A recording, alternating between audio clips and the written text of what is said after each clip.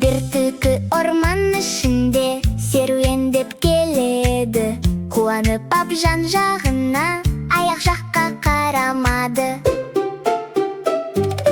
Bir түлкі жортып барады, дала кезіп даланы, абайламай апанға түсіп қалды жанағы.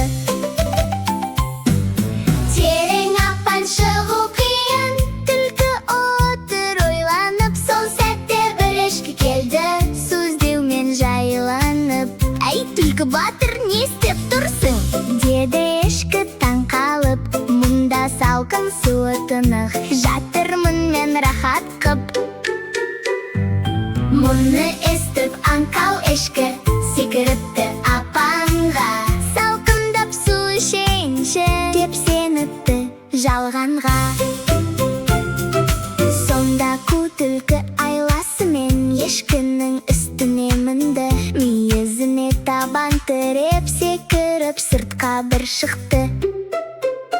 Аңқау ешкі апанда қалды, түсінгендей кеш, бірақ өтірікке алданбағын бәле болар осығы брат.